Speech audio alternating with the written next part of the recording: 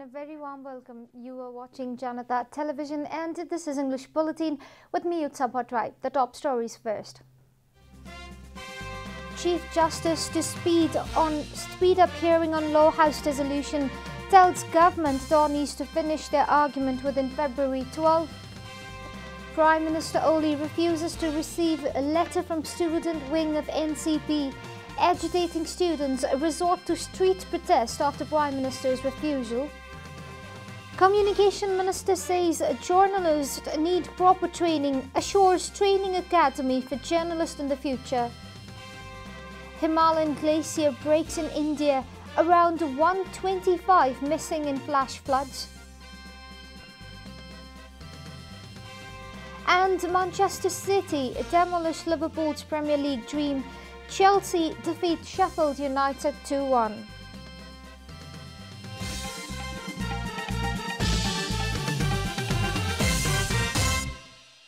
And now the news in detail. Chief Justice Cholendra Samser Jabara Rana, currently leading the Constitutional Bench, has requested the government attorneys to finish their side of argument regarding the dissolvement of Law House within 12th of February this month. Chief Justice Rana has requested all attorneys defending the President's Office, Council of Prime Minister and Minister's Office, including others in all 13 writ petitions filed in the Supreme Court, to conclude their defence by 12th of February. According to Chief Justice, although no such deadline was earlier handed over to the defence, the step had to be taken now due to the time constraint. As of today, only 5 government attorneys representing Prime Minister KP Sharma Oli have completed their defence. Now, private attorneys that signed up the letter of authorization to defend the government are left with their argument in Constitutional Bench. The student wing of the Hal Nepal faction of NCP has written a letter of dissent to Prime Minister KP Sharma Oli for dissolving the House of Representatives. After Prime Minister Oli refused to receive the letter, citing busy schedule, the student leaders staged a protest by making a banner of the letter. The student leaders had reached the office of the Prime Minister and Council of Ministers to submit the letter, but the authorities did not register the letter. Following the refusal to accept the letter, the student leaders resorted to street protest. Ranjit Tamang, the coordinator of the dissident students, said that they decided to submit a letter to the Prime Minister as responsible students at a time when the country is going through a crisis. However, Tamang said it was unfortunate that the Prime Minister did not receive the letter. The student leaders have been staging one after another protest against the government's move to dissolve the Law House. In other news, Minister for Communication and Information Technology Parvat Gurung has stated that journalists require proper training. Speaking at an interaction on mass media in the capital yesterday, Minister Gurung pointed out to the need of training for journalists to make them more responsible. Minister Gurung stated that the standard of Nepali journalism has been degrading due to lack of proper training of journalists. Minister Gurung opined that the field of journalism cannot gain respect until the journalists rise above petty issues like unnecessary criticisms to make their voices heard. Minister Gurung also said that he will take initiatives to open a training academy for journalists. Minister Gurung also informed that the government has made arrangement for COVID-19 vaccine for journalists.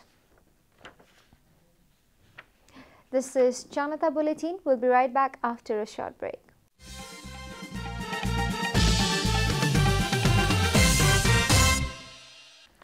Welcome back after the break. We continue with other national news. Active cases of coronavirus in Nepal has dropped to 1,815.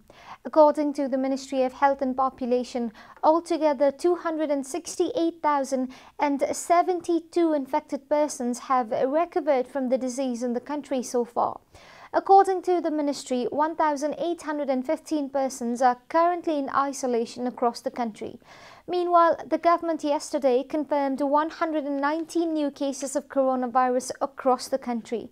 Following the latest round of tests, the total cases of coronavirus in the country have climbed to 271,925. Coronavirus claimed 3 more lives across the country yesterday, taking the death toll to 2,038. Nepal is currently among the top 44 countries that have been most affected by the pandemic. The US tops the list with 27.61 million confirmed cases, followed by India with 10.83 million cases. Coronavirus has infected more than 106.67 million people across the world and claimed over 2.32 million lives. And now the news from economic front.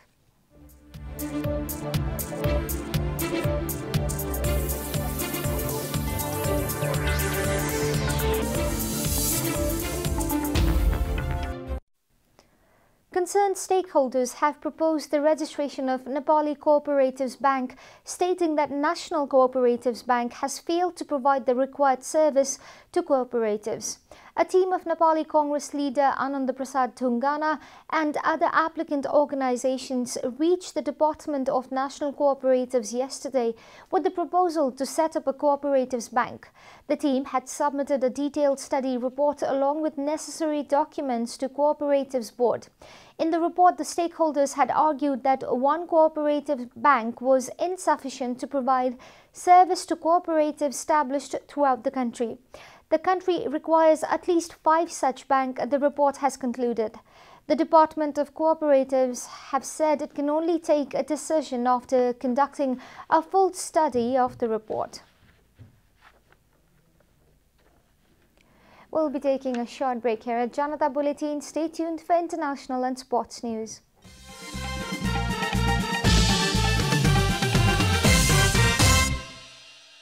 Welcome back, and now the international news.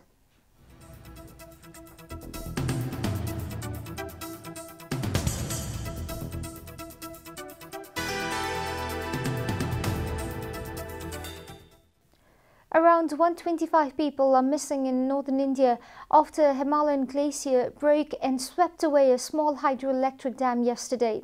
According to Reuters, the floods have forced evacuation of villages downstream.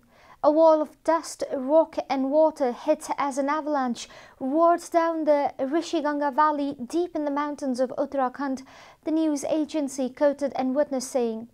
According to Reuters, Uttarakhand Chief Minister Trivendra Singh Rawat said 125 people were missing, but the number could rise. So far, the bodies of 7 people have been recovered. The incident site is around 500 km north of New Delhi. Uttarakhand is prone to flash floods and landslide. The disaster prompted calls by environmental groups for a review of power projects in the ecologically sensitive mountains.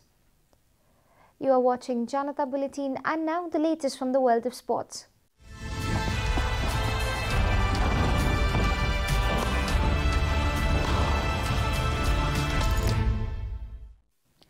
Manchester City secured their position at the top of the Premier League table as they eliminated the biggest potential threat at Anfield.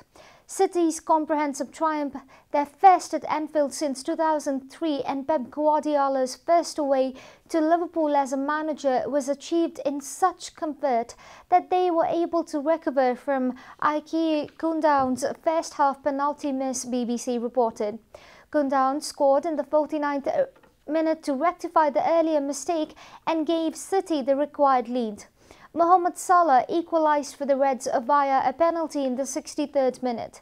Gundogan scored in the 73rd minute, yet again fueled by Alisson's error and the Phil Foden's brilliant assist.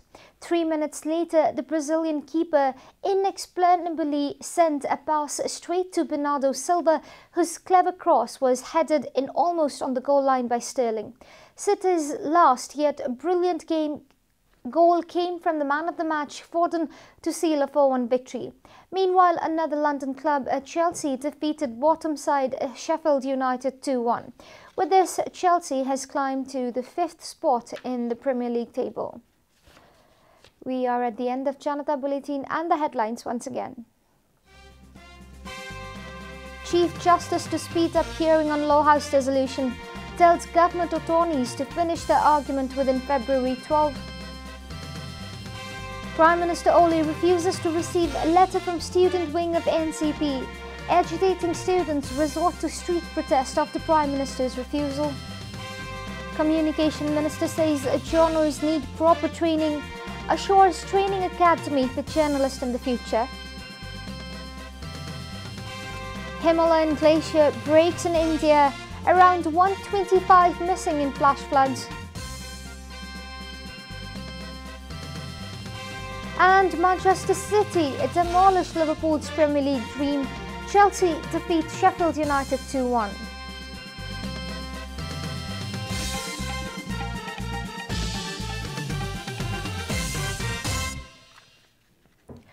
And that's all from the English News Desk for today. You can follow Janata Television and our programs on various social media platforms, including on our website janatasamachar.com. Keep watching Janata Television. Namaste.